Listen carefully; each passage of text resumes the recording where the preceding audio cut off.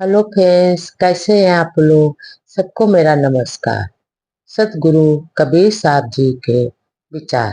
जारो जग का ने हरा, मन बौरा हो। जामे सोग संताप, समुझ मन बौरा हो। तन धन से क्या गर्भ सी, मन बौरा हो। भस्म कीन जाके साथ, समुझ मन बौरा हो।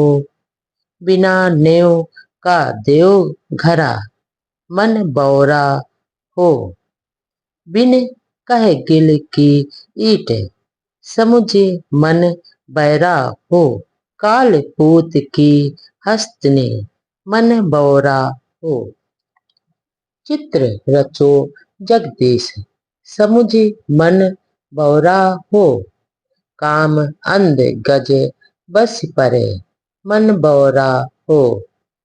अंकुश सहियो शीश, समुझ मन बौरा हो। यहाँ पर सदगुरु कबीरदास जी कहते हैं कि हे पगले मन, या संसारिक मोह तुम्हें फंसाने के लिए जाल बना रही है, यानी जाल बुन रहे हैं और तुम इस जाल में फंसे जा रहे हो। इस शोक संताप रूपी संसार को समझकर और जला दे। अरे पगले मन, जिसका श्रृंगार क्षण भंगुर होता है, और वो ऐसा शरीर धन का अहंकार, इस अहंकार मत करो।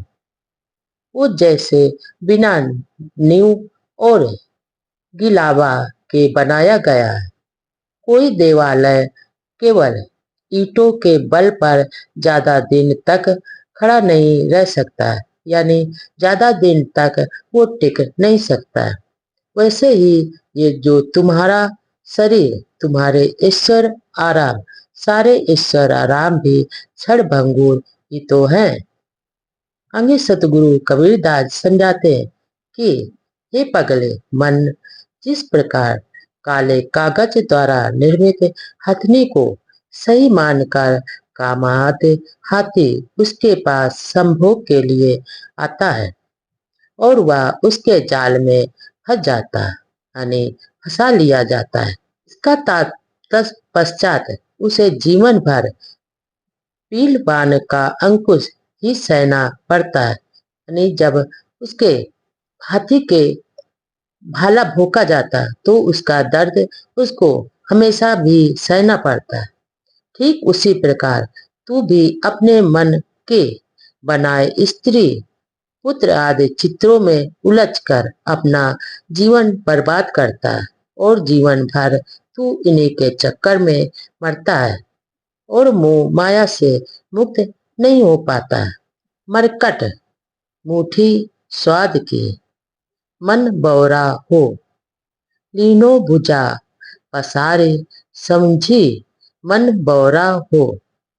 छूटन की संशय परे, मन बौरा हो।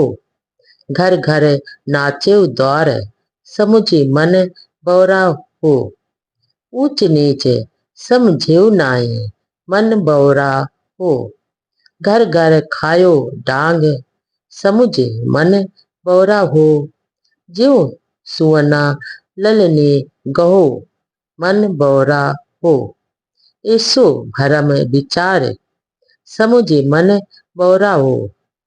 पढ़े गुने क्या कीजिए, मन बौरा हो। अंत बिलैया खाए, समुझे मन बौरा हो।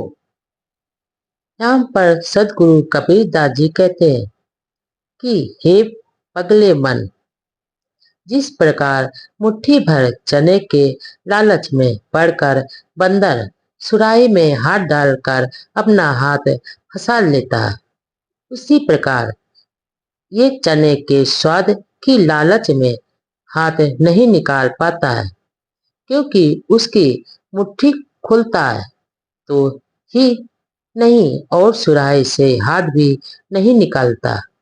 जिसके फलस्वरूप कालंदर द्वारा आराम से पकड़ लिया जाता है और पकड़े जाने के बाद कलंदर से छुटकारा पाने में उसे संशय रहता है। इसलिए ये ऊंच नीच काम करता रहता है और यहाँ तक कि घर घर जाकर वह नाचता भी है। ठीक उसी प्रकार तू विषयों के लालच में पड़कर ये मन रूपी कलंदर द्वारा संसार में जीवन भर नचाया जाता है और संसारिक दुख रूपी डंडे भी हमेशा खाता है और इसकी मार भी सहता रहता है। आगे सदगुरु कबीरदास जी कहते हैं कि हे पगले, ये जो तेरा मन है, तुमने अपने आप को संसारिक विषयों में इस प्रकार सुख का भ्रम में फंसा लिया है, जैसे शुक्र पक्षी लाल मिर्च खाने के लोभ में स्वयं को फंसा लेता है और नल का यंत्र में बंधा हुआ महसूस करता है। हे पगले मन, इस बात को समझ कि केवल पढ़ने गुनने से कुछ नहीं होगा, क्योंकि अंत में तो माया रूपी बिल्ली ही तुझे खा जाएगी। रे मन, तू इस बात को समझकर ये लालच मोह छोड़ दे।